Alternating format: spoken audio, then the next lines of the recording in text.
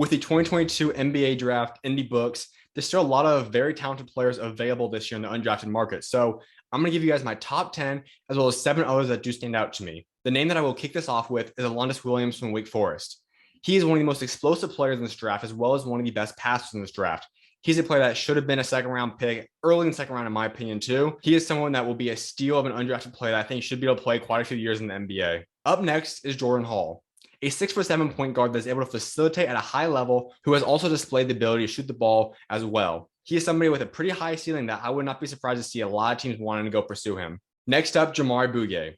He's one of the most prolific scorers in college basketball last season. And I don't just mean overall as an average. He wasn't necessarily the highest average last season, but when you needed a bucket, he could turn it on and go get you a bucket. As we saw displayed in the very first game of the tournament when San Francisco took the loss against Murray State, but he had 36 points, knocking down shots from all over the court. I would not be surprised to see him find his way onto an NBA roster. Next up, Ziga Samar. In my opinion, he is the best international prospect that did not get drafted this year. He's a 6'6" point guard that averaged 7.6 points per game, as well as 4.7 assists per game. I think he has the ability to be a pretty solid backup point guard in the NBA.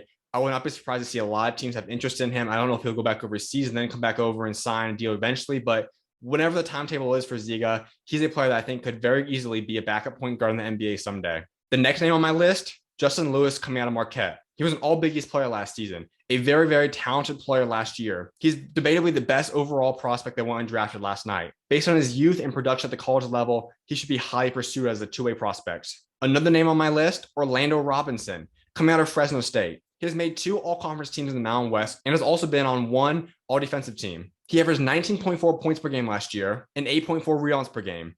He also expanded his range a little bit last season to the point where he made 37 three-pointers last year on 35%. He is a modern-day big man that I am shocked to not get drafted. I think that whoever lands Orlando Robinson will be getting a guy that they can develop into being a player that's actually on that 15-man roster. He should be on a two-way deal pretty quickly. I think he's a very, very talented player and will be a steal for whatever team ends up landing him. Up next for me is Trevion Williams, coming from Purdue. He's a guy that shocks me that didn't get drafted because he's a player that I think could come in and contribute on a contending roster this season. Now, I'm not saying it's going to be in a major role or anything like that, but having him as a two-way player, maybe even the 15th, 14th guy on your roster, he's a young player that could still grow, but he's also coming in as a more experienced veteran player. Played 4 years at Purdue. He was all conference twice in the Big Ten. Also showed that he's able to accept a role. Whatever that role is, he's willing to go into that and play at a high level in that role, as he was the 6th man of the year in the Big Ten last year.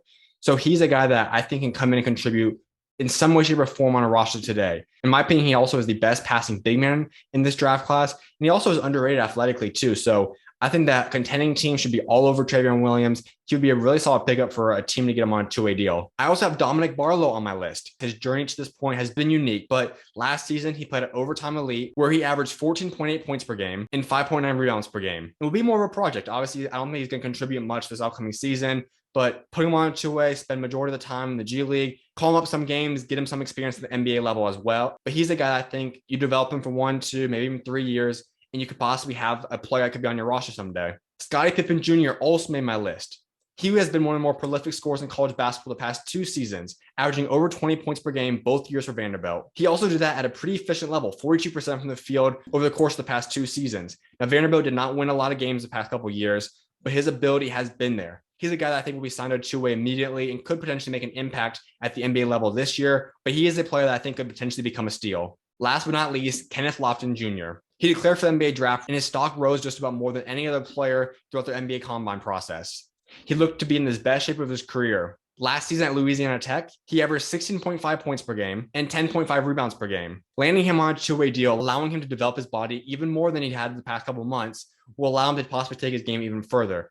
He showed the ability to shoot the ball a little bit from 3 last year, but the majority of his offense comes down low. I think finding a system that allows him to develop in the G League for a year or 2 will benefit him a lot, and potentially we'll see him making an impact at the NBA level down the road. To list off 7 other players that I think are intriguing undrafted prospects, they are Tevin Brown from Murray State, Adonis Arms from Texas Tech, Buddy Boeheim and Cole Swider from Syracuse, Donovan Williams from UNLV, Isaiah Brockington from Iowa State, and Quinton Jackson from Texas A&M. All 7 of these guys are intriguing players. They either had a major role and were stars on the team last year, guys that could stretch the ball out and shoot the 3 ball, guys that have just the ability to play and lock in on a certain role for themselves. I think a lot of them will get Exhibit 10 deals that have a chance of becoming two-way contracts as well. A few of these guys might even get two-way contracts right off the back.